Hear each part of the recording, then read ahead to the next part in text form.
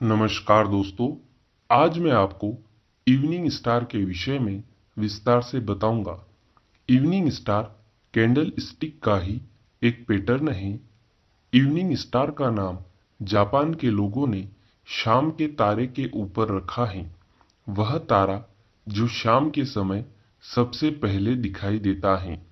Evening star bearish candle stick pattern है, या कहें कि यह मंदी को प्रदर्शित करने वाली कैंडल स्टिक पैटर्न है।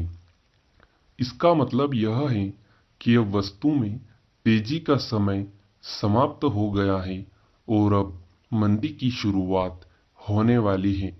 इवनिंग स्टार 3 कैंडल से मिलकर बनता है। आप इसे वीडियो में देख सकते हैं।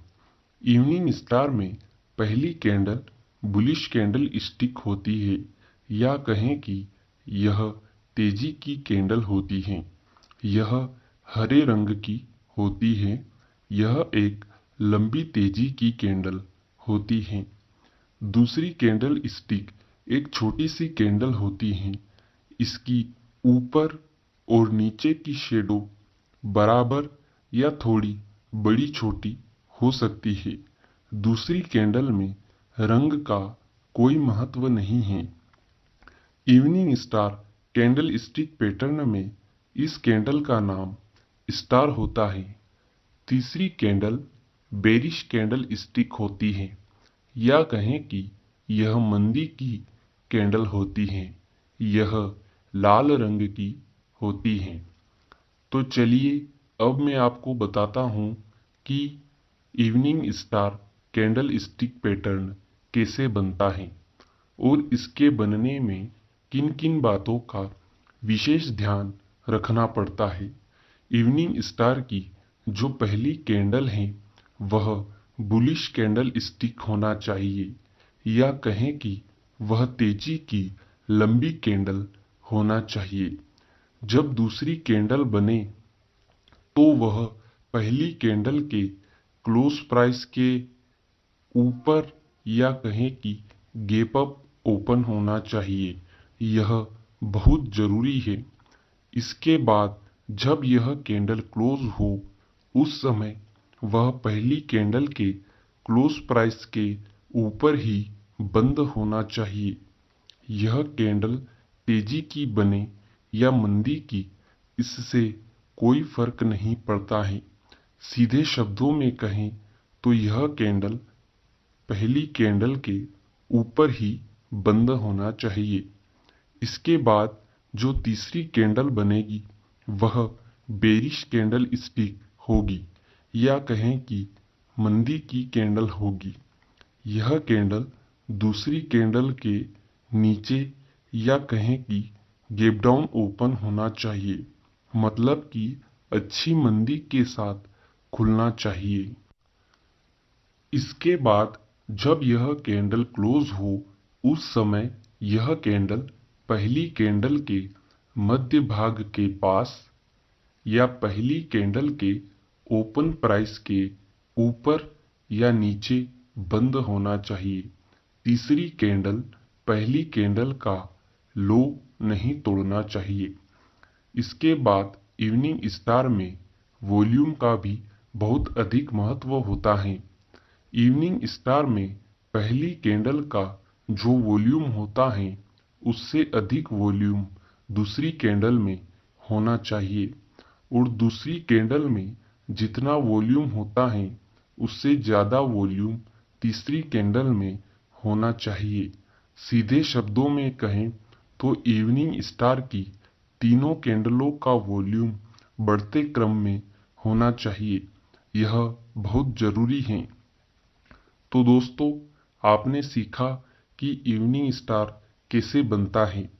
अब मैं आपको बताता हूँ कि इवनिंग स्टार को कैसे चेक करते हैं कि वह सही से बना है या नहीं। तो आप एक कॉपी और पेन लीजिए और आपको चार्ट में जैसा इवनिंग स्टार दिखाई दे रहा है वैसा कॉपी में बना लीजिए। इसके बाद जो पहली कैंडल है उसके लो से एक आड़ी लाइन खींचिए।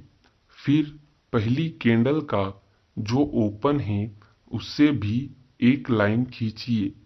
इसके बाद जो दूसरी कैंडल है उसके हाई से एक लाइन खींचिए और आखिर में जो तीसरी कैंडल है उसके क्लोज प्राइस से एक और लाइन खींचिए।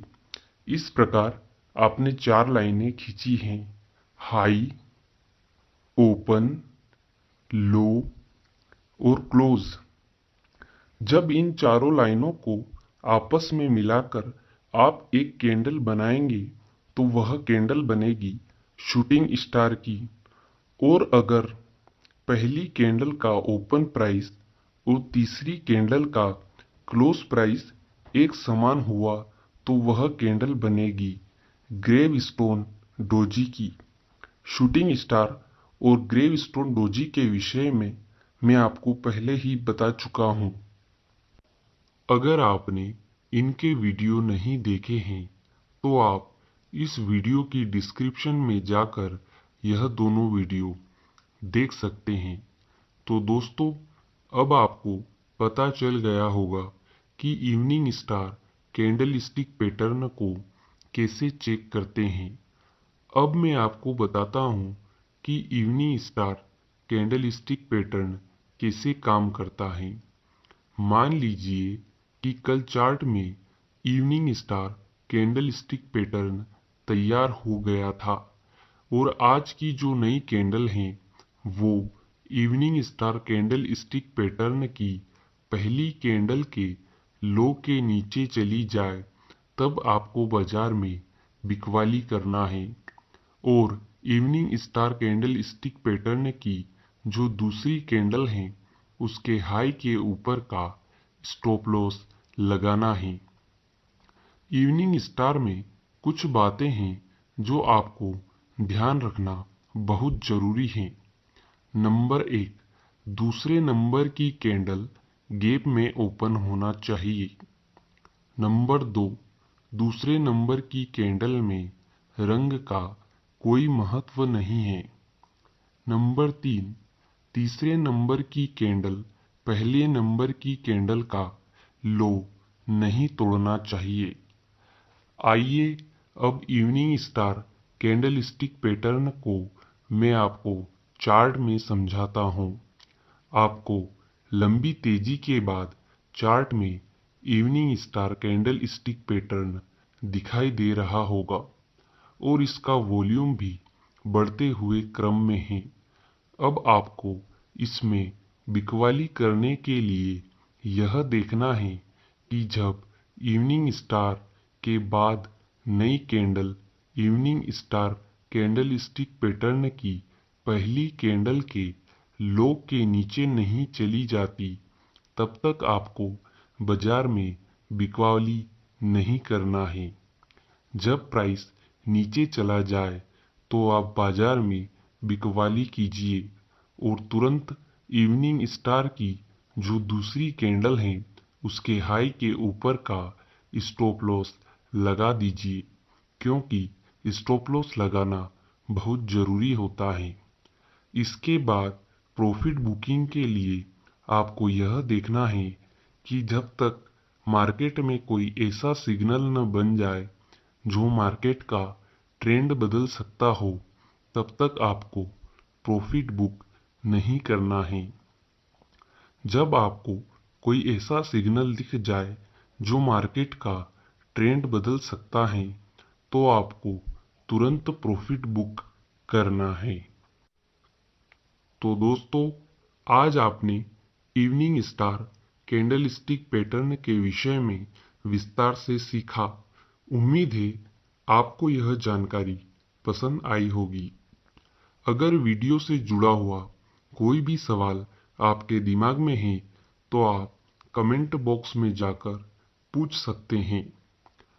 और अगर आपने अभी तक हमारे YouTube चैनल को सब्सक्राइब नहीं किया है तो प्लीज़ सब्सक्राइब के बटन पर क्लिक करके हमारे चैनल को सब्सक्राइब कीजिए।